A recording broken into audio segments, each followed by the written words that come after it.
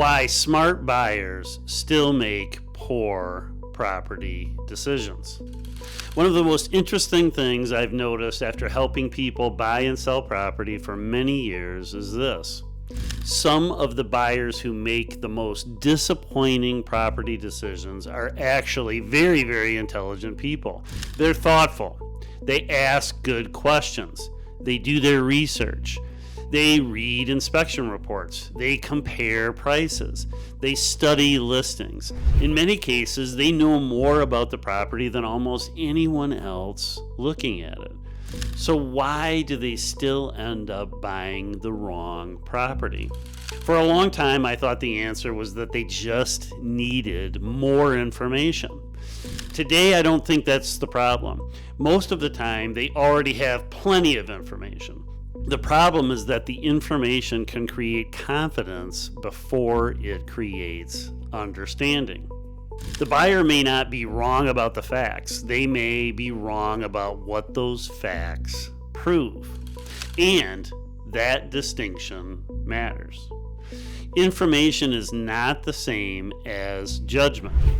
Think about the information buyers collect. How much acreage? How many square feet? The number of bedrooms? What the property taxes are? The waterfront frontage, how many feet of frontage is there? The school district, the asking price, what the zoning is. Those things matter. None of them should be ignored, but they are still only observations. An observation tells you what exists. It does not automatically tell you what it means. And it definitely does not tell you whether the property will continue serving you after the excitement of the initial purchase is gone. That is where smart buyers can get into trouble. Not because they miss the facts, but because they move too quickly from facts to confidence. Observation, interpretation, judgment. Over time, I have come to think about property decisions in really three stages. First, there is observation. What do we see? What do we know? What facts are right in front of us? Then there's interpretation. What do those facts actually mean? What do they allow? What do they limit? And then there is judgment. Is this property actually right for the life, ownership pattern, responsibility, and long-term use that's being considered? That third step is where the real decision lives. But a lot of buyers stop somewhere between observation and confidence. They gather the facts, they feel informed, and then they assume they are ready to decide. Sometimes they are, but sometimes they are not. A simple land example. Imagine a buyer looking at a 20-acre parcel. They know the acreage. They know the price. They know the zoning. They know it has road access. So they feel very confident. And all of those facts may be accurate, but they may still be incomplete. Acreage is an observation. Buildability is an interpretation. Whether that land can support the home, driveway, septic system, pole barn, garden, privacy, and future use the buyer imagines is judgment. The buyer may have known the acreage perfectly, but if they have not understood soils, drainage, wetlands, driveway feasibility, utility cost, and the actual buildable area, or sometimes called the buildable envelope, they may still misunderstand the property. They are not uninformed. They are just not finished interpreting. A waterfront example. The same thing happens with waterfront. A buyer may know there are 200 feet of frontage. It has 200 front feet on this particular body of water. They may know the view is absolutely beautiful. They may know the beach looks great. Those are observations, but they are not the whole decision. The next question is, what does that frontage actually mean? Can it be accessed easily? Is it behind a bluff? Are there shoreline restrictions? Are there stairway issues? Are there setback or redevelopment limitations? Will the property support the way the buyer actually wants to live on the water? That is interpretation. Only after that can someone make a sound judgment about whether the waterfront fits the ownership experience that they are hoping for. The frontage matters, but it does not interpret itself. A downsizing example. I see this with downsizing too. A homeowner may say, I want a smaller house. That is understandable, and smaller can absolutely be better. But smaller is only one observation. The better question is, what changes when I move? Do property taxes change? Do monthly dues appear? Do fixed costs replace flexible costs? Do I lose storage, parking, privacy, workshop space, garden space, or room for family? Does this move actually reduce the burden? Or does it simply convert one set of responsibilities into another? So the judgment is not simply, did I buy less house? The judgment is, will this next ownership pattern function better for the life I am actually entering into? A short-term rental example. The same pattern shows up with short-term rentals. A buyer may learn that short-term rentals are allowed. That is useful information, but it is still only an observation. Legal permission does not automatically create practical viability. The next questions are different. Does the layout work? Is the location strong enough? Are there seasonal limitations?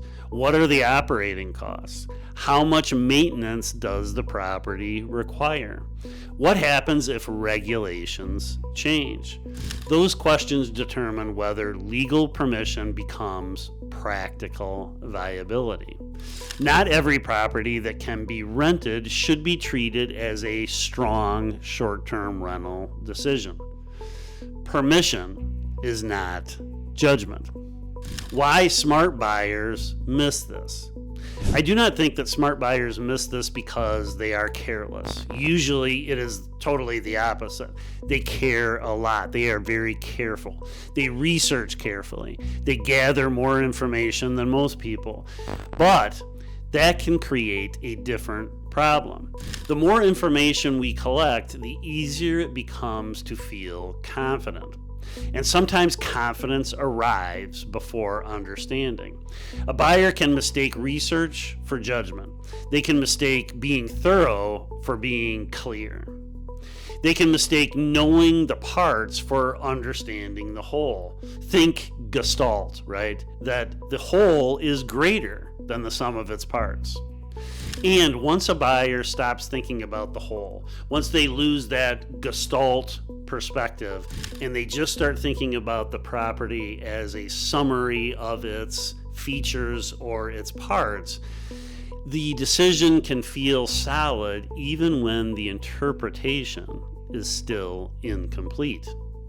That is why smart buyers can still make poor decisions, not because they lacked facts, but because they trusted the facts before they fully understood what those facts meant and how those facts fit into that gestalt, into looking at the property as a whole in terms of supporting your next stage in life. What to do differently? So the next time you look at a property, do not stop at naming the features. When you see acreage, waterfront, square footage, a low price, a beautiful view, or rental permission, ask 3 questions. What does this mean? What does it allow? And what could it limit? That simple habit can change the whole evaluation. Acreage may matter. But what does it mean for buildability? What does it allow you to do? What could it limit? Waterfront may matter, but what does it mean for daily use? What does it allow? what could place limits on it? A smaller home may matter. Downsizing matters. But what does it mean for cost, control, family, accessibility, and future use? What does it allow? What could limit it? Those questions move the buyer from observation toward interpretation. And interpretation is what allows judgment to form. Better property decisions. Helping people make better property decisions is not simply giving them more information. Now, make no mistake, information matters, but information is only the beginning.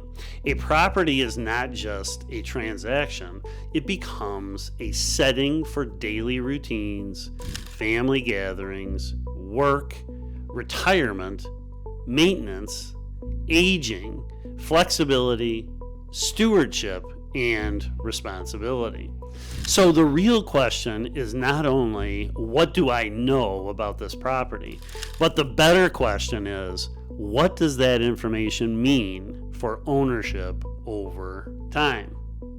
That is where better judgment begins. Final thought. Better property decisions do not begin with more information. They begin when you learn to interpret the information you already have. Observation tells you what is there. Interpretation tells you what that means.